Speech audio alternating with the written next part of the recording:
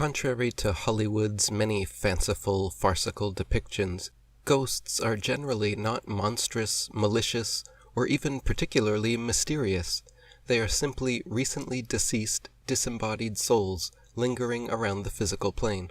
In fact, the only difference between a ghost and a person in the OBE state is that an out-of-body traveler can return to their physical body, whereas a ghost cannot. In death, the silver cord that connects astral travelers to their physical bodies, that life essence is severed, and the disembodied consciousness can no longer return. The Bible even mentions this in Ecclesiastes 12, 6, and 7. Remember him, before the silver cord is severed, or the golden bowl is broken, before the pitcher is shattered at the spring, or the wheel broken at the well, and the dust returns to the ground it came from, and the spirit returns to God who gave it. Adrian Cooper wrote, "Although ghosts are very real, they are almost always completely harmless. A ghost is, after all, quite simply a totally normal but deceased human being, living within a more subtle body. But after having experienced physical death, for some reason, they become trapped in the lowest part of the etheric plane, closest to the physical world. There are many reasons why deceased souls fail to smoothly transition from out of their bodies and the physical plane. Some people dying from sudden accidents, murder, or heart attacks, for example, do not realize they have passed on. Other people simply will not accept that they have died and cannot return to the physical. Some are so attached to the material world and addictions like sex and power that they refuse to move on. Others are attached to certain relationships or harbor guilt they feel must be reconciled. David Icke wrote, "The true nature of death, in fact a seamless transition from life to life, was portrayed so well in the 1998 Robin Williams film, What Dreams May Come. It is simply a withdrawing from the biological computer, and therefore the frequency range or dimension in which the computer operates. Our awareness then continues its eternal existence in other realms of reality." Several surveys have been taken during the past century in Great Britain and the United States, which have concluded that between 10% and 27% of the general population claim to have had, at least once in their life, a sensory perception, often visual, of another person who was not physically present, i.e. ghost, apparition. Many respondents gave startling accounts of recently or sometimes long deceased people appearing and even interacting with them. For example, one Charlottesville, Virginia woman had told her sick mother on her deathbed when she passed to try and give some signal that her soul lived on. 2 days after her mother's death, just after returning from the funeral, she laid down and saw an apparition of her mother's head and shoulders float into the bedroom. She asked her mother if she was in heaven, and her mother smiled and nodded. She asked if her father was there, and again she smiled and nodded, then dissipated and floated out the window. Another woman related a similar story of the day following her husband's death, seeing an apparition of him sitting in his favorite chair. He greeted her nonchalantly with a smile, asked her how she was doing, assured her he was doing fine, then told her where to find the legal papers she would need for finalizing his estate. Adrian Cooper wrote, "When the soul of a deceased person remains in a particular locality, a house for example, the soul is known as a ghost, and the location inhabited by the ghost is considered to be haunted.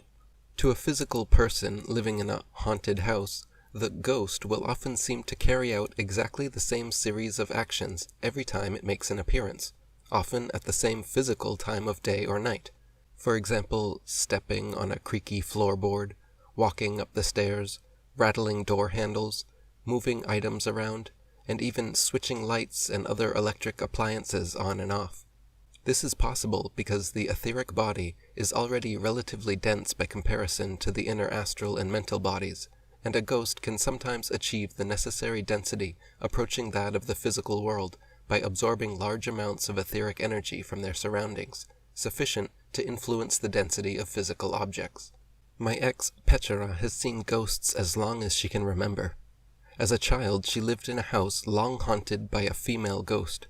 She and several family members had experiences while wide awake, feeling invisible footsteps on the bed nearly every night, hearing discarnate crying, screaming, or laughter. and often seeing clear apparitions of the same long-haired woman. Since then, ghosts have regularly visited Petra during her dream states. The most noteworthy of these visits was from a schoolmate who she saw soaking wet, sitting at the end of her bed one night. Pale and shivering, she sat curled up, asking over and over for a towel. Petra found out the next day that her schoolmate had just drowned to death last night, shortly before visiting her bedside. David Icke wrote, "As I have already outlined, infinite awareness experiences this reality through the body computer, akin to wearing a genetic spacesuit. Our lower levels of awareness can, and mostly do, become confused and identify with the computer.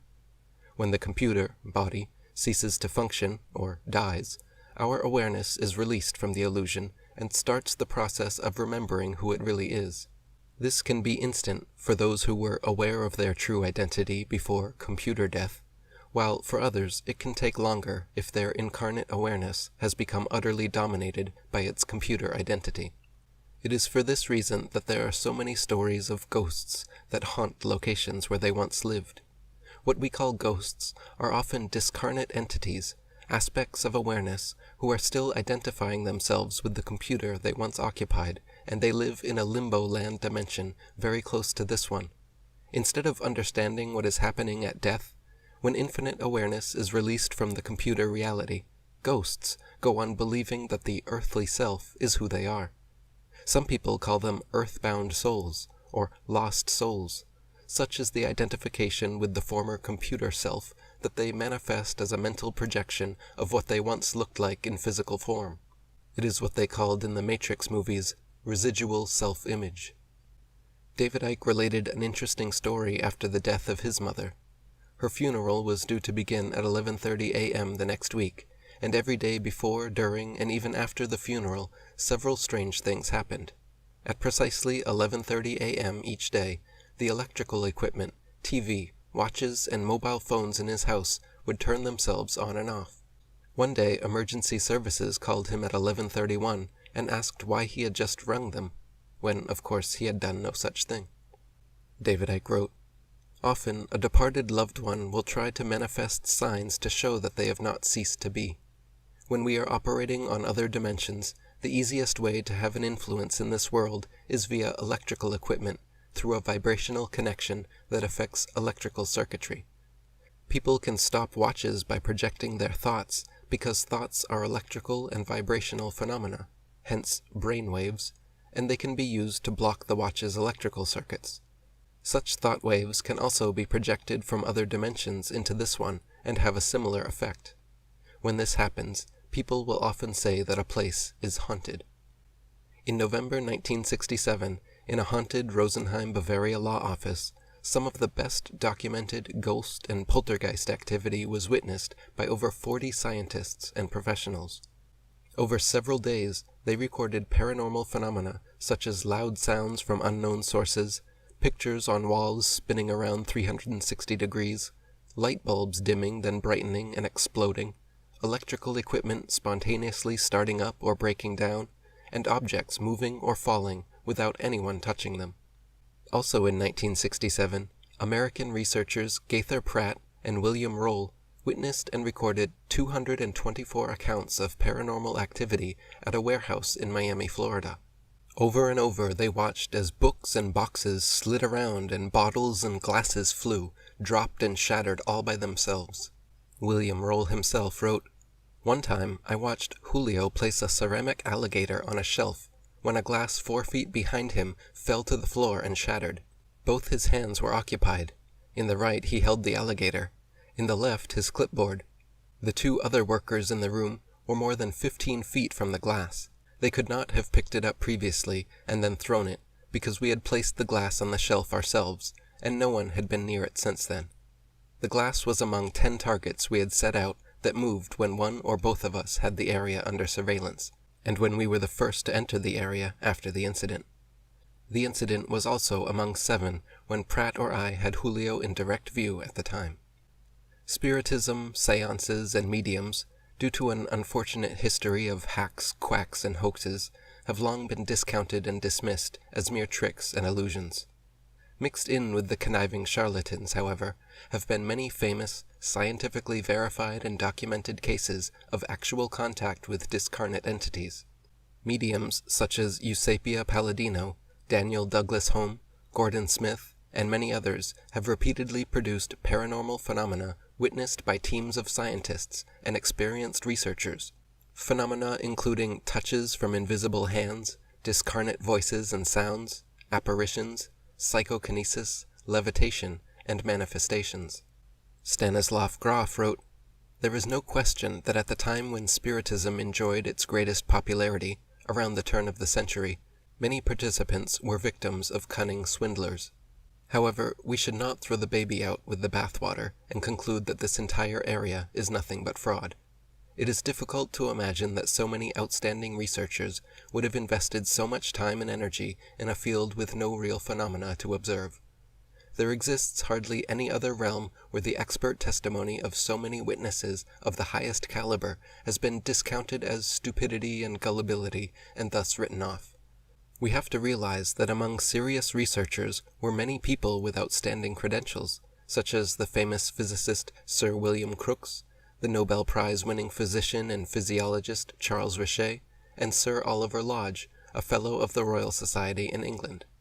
University of Arizona psychiatry professor Gary Schwartz has performed laboratory studies of several mediums and recorded the results in his book The Afterlife Experiment, Breakthrough Scientific Evidence of Life After Death, and over 450 other scientific papers on the subject. In experiments carefully controlled to eliminate fraud or cheating, several mediums were able to produce over 80 bits of information about deceased relatives, such as names, jobs, appearance, personal stories, and the nature of death. Combined, the mediums averaged an astonishing accuracy rate of 83%.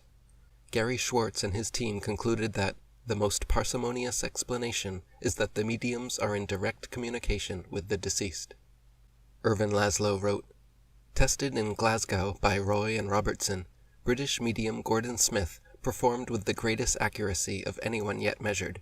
He achieved 98% success rate with his information deemed specific and accurate under the tight experimental protocol.